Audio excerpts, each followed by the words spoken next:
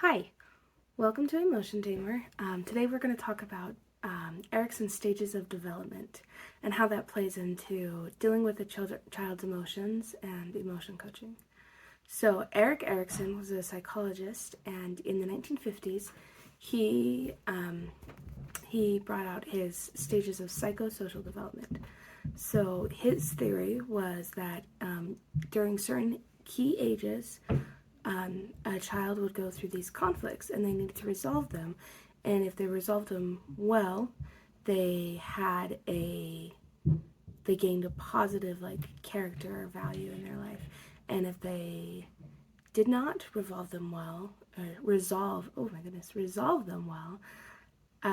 then they would end up with kind of a maldevelopment.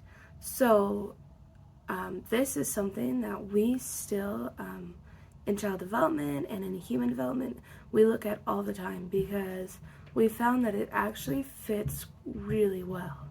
This theory seems to have been proven pretty well. So we're going to just kind of go through these stages and talk about them, and then we'll talk about how this has to do with our emotions.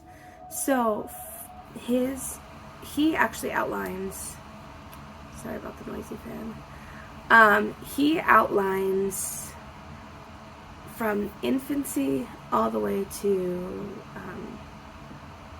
old age. But we're only going to talk about infancy to adolescence because we're talking about children and their emotions. So we're going to go through those stages. So for infants, the conflict that they're dealing with is trust versus mistrust. So they're learning how to trust those around them and trust that their needs are going to be met. So they're learning that when they're hungry and they cry to be fed, that they're going to be fed. Or when they need to be changed, they'll be changed. Those type of things, that's what a child is learning. And babies and infants who aren't shown that trust, who aren't shown that they can trust the world, they end up with a very mistrustful feeling towards life, like that they have to do it on their own and they can't lean on anybody. So for toddlers,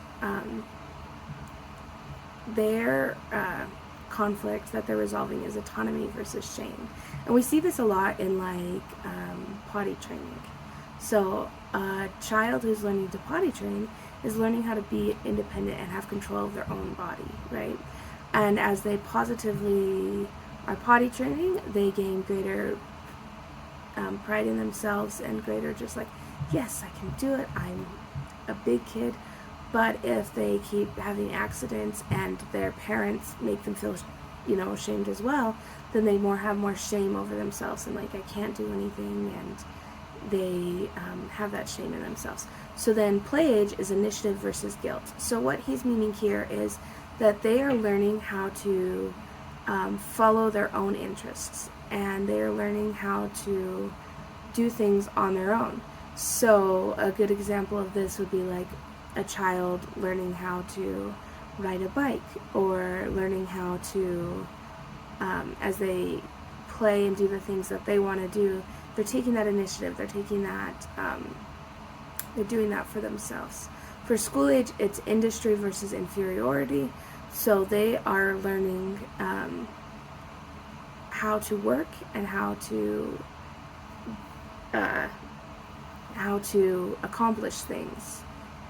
Now, this conflict can be seen a lot of the times in cases where children, the first time that they realize that they're not great at something is when they're in school.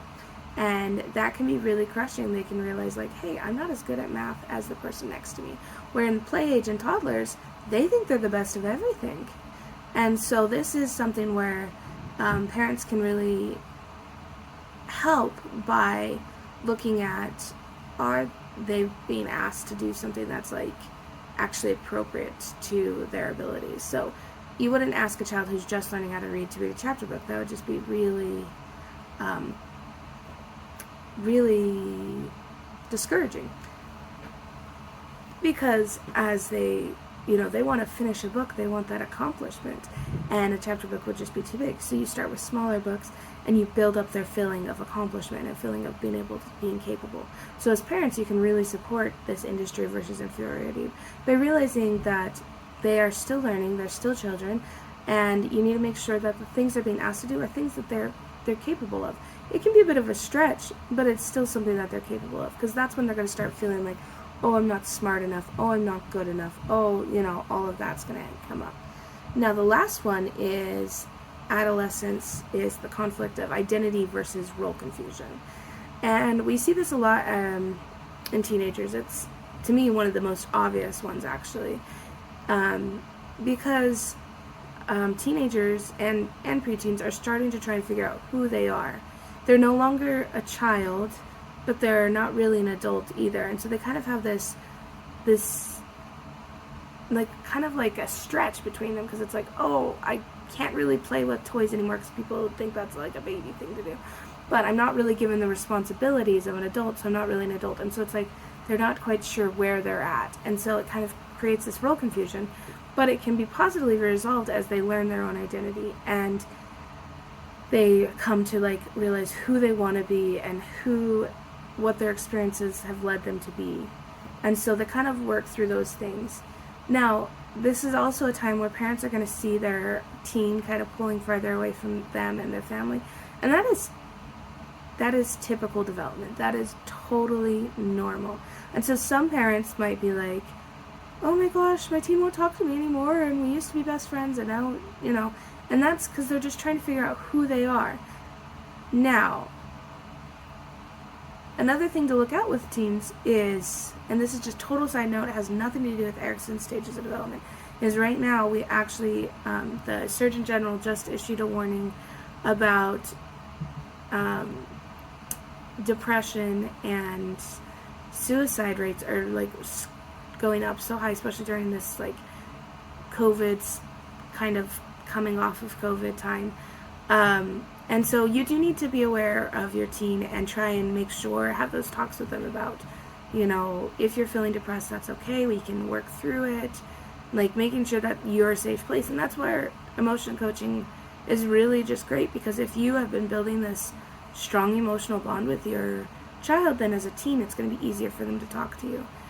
But if you've made them feel like their emotions aren't valid and their emotions don't matter and they should be like ashamed of their emotions or embarrassed by their emotions, then they're not going to want to talk about them, and then it's going to be even harder to help them. So just as parents, if you are working with a teenager, just do be aware of it, but also realize that some could be developmental. Some of that pull away could be, hey, I'm trying to be my own person, and I'm trying to figure out who that is. And that's total typical development. So now, what does this have to do, what does Erikson's stages of development have to do with emotions and emotion coaching?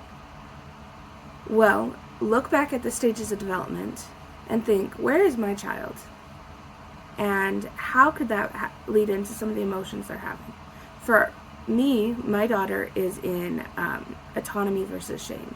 She's a toddler. Well, she might actually be play age. Anyway, so she's right there, initiative versus guilt, autonomy versus shame. She's 3 years old, and so she's kind of in that in-between, and we have struggles every night about bedtime. Every night. There's always tears that she doesn't want to go to sleep, and I try and emotion coach her through them. But something I recently realized is she is trying to have control over her own body. And so for her, that control is part of that, I don't want to sleep. I don't want to sleep. And so I've started to let her have control over a few other things besides going to bed. So she gets to pick which book we read. I let her choose between, do you want to lay down in the bed or do you want to rock to sleep? Things like that. And as I've given her a few choices that I'm okay with, it's really helped those tears to not be as big of a deal. And she's been able to work through those emotions. And so I would encourage you to look at what stage is your child in these psychosocial development and see where where your child is at, and maybe could that be the cause of some of the emotions you're dealing with. So, like, if you have a preschooler who doesn't want to play with his sister anymore, could it be she's not allowing him to choose what to play with? Is he not being allowed that initiative? Is he being forced into do something that he doesn't want to do, and not being able to be given like what his wants and needs are? And that could be part of the reason why they keep fighting and they keep having these struggles, and realizing that he needs the opportunity to choose what he wants to do instead of just doing what his older sister wants to do. If you have a school-age kid who cries about having to read at night, could it be that she doesn't feel capable, that she feels like she's not as good a reader as her friends, and so it makes her feel incapable? And so then how can you help her feel capable in reading? Maybe for a little while it means reading books that are really easy. So you can be like, see, you're such a good reader. And then as she's like, yeah, I finished all those books, then introduce some of those harder ones. But she's already got that confidence back up, like, oh, you're right, I can read. I am a good reader. And so it might just be you need to change things a little bit to help them through this conflict they're going through. And like we talked about with adolescents, if you have a moody teenager who doesn't want to talk to you, it might just be that they are trying to figure out who they are. And they're trying to, like, do I believe what my parents believe, or do I believe what, and they're trying to figure out what their beliefs are, what their values are, what they want out of the rest of their life. And there's a lot of pressure on them to make those decisions. And so it's something that you as a parent can go in and support them and be like, you don't have to have it all figured out. It's okay. Like, you can take some time and, know we're here, and if you choose to believe things other than us, we'll still love you. Helping them realize that love is not conditional on good behavior or even on being in the same religion as you, but that love is true. So I really think as we look at Erikson's stages of development, we can see how to help our child through some of those big emotions that they have, because they're gonna kind of focus around those conflicts that they're feeling, that trust versus mistrust, autonomy versus shame, initiative versus guilt, industry versus inferiority, and identity versus role confusion. And as you look through those, you're going to be like, oh, you know what, that makes a lot of sense as to why we keep having fights over the same exact thing.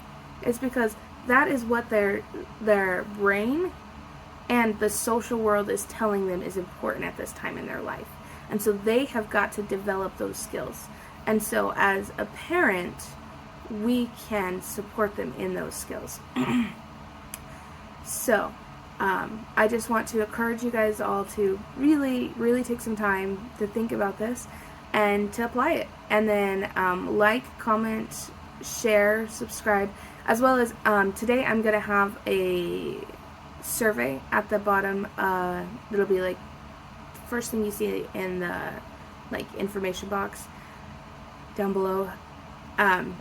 And I would ask you to take the survey. It's totally anonymous. It's just to help me to know if this was actually a successful way of teaching people about emotions and emotion coaching, and as well as if this is something you'd want more information about, if not necessarily emotion coaching, but about different areas of parenting, and if that's something you'd want more information about, and if this is something I should continue doing, or if it's a kind of a flop. So if you guys could just take that quiz, it's literally, I know some surveys take forever, it's 5 questions. 5 questions, super quick, easy, not big, long answers. And if you could just do that to give me a little bit of feedback, I'd really appreciate it. So take care and just love your children. Love them at the stage they're at and help them know that you are there for them. Okay, bye.